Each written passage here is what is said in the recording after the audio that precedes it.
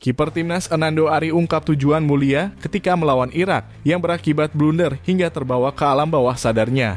Di sisi lain, Tom Haye ungkap strategi STY yang menghasilkan gol indah darinya, sementara Tom juga mengungkap asal-usul julukan The Professor pada dirinya. Yuk kita lanjut. Hernando Ari buka suara ihwal blunder yang sempat dilakukannya pada laga kualifikasi Piala Dunia 2026 kontra timnas Irak beberapa waktu lalu. Penjaga gawang timnas Indonesia ini membeberkan alasannya mengontrol bola yang berbuah blunder tersebut. Sebelumnya pada laga kontra Irak, Hernando Ari sempat membuat blunder.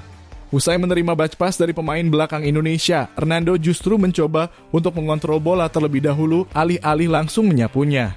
Upaya Hernando untuk mengontrol bola ini tak berjalan sempurna. Ketika ditekan pemain lawan, kiper 22 tahun ini kehilangan penguasaannya terhadap bola.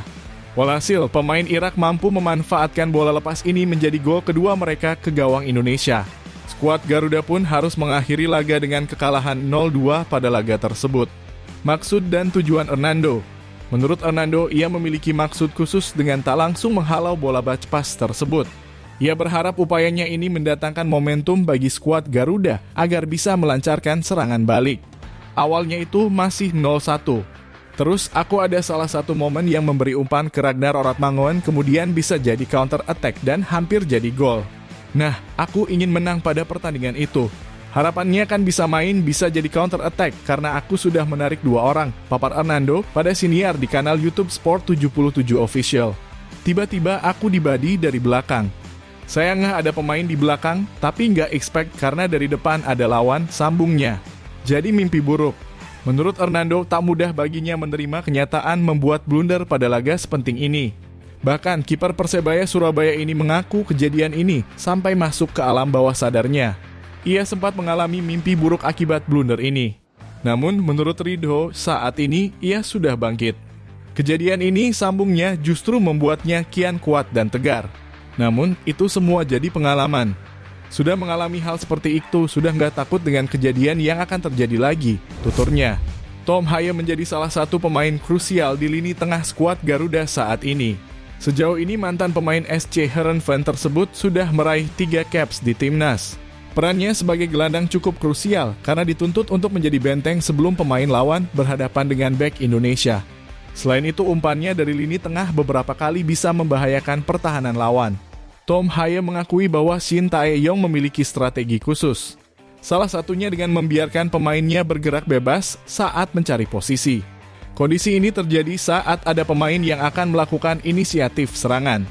Di sisi pertahanan mereka harus tampil solid dan bersatu sebagai tim. Kita memiliki penetapan yang baik.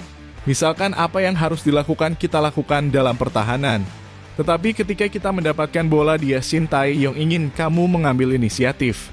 Untuk menemukan ruang gerakmu, kata Tom Haye. Salah satu momen saat taktik tersebut berjalan sempurna adalah pada gol Tom Haye saat melawan Filipina.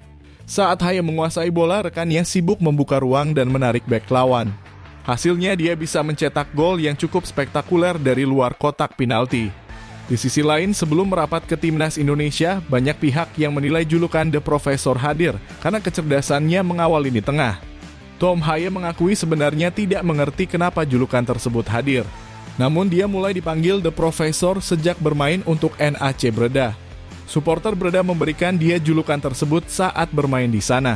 Namun akhirnya terjawab asal-usul julukan tersebut, ada seseorang yang memberikan dia jawaban.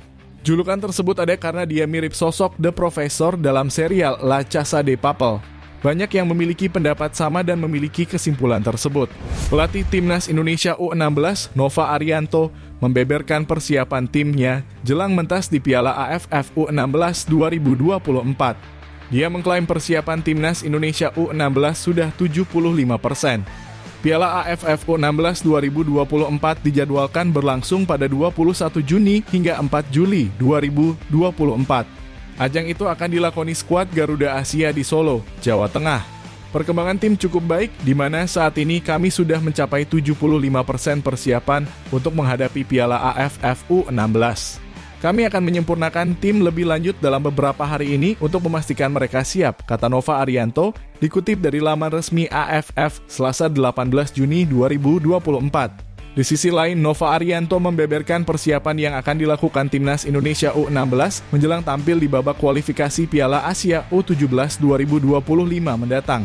Nova mengatakan pasukannya bakal melakukan TC di negara yang cuacanya mirip dengan tuan rumah Kuwait agar mereka bisa beradaptasi dengan baik ketika bertanding nanti. Timnas Indonesia U16 tergabung di dalam grup G dalam babak kualifikasi Piala Asia U17 2025 bersama Australia, Kuwait, dan Kepulauan Mariana Utara. Pertandingan itu akan digelar di Kuwait pada 23 sampai 27 Oktober mendatang. Nova pun tak menganggap remeh satupun dari 3 rival skuad Garuda Muda tersebut, khususnya Australia dan Kuwait. Sebab 2 negara itu merupakan lawan yang kuat di kompetisi benua kuning. Nova pun berharap anak buahnya bisa mengikuti jejak para seniornya.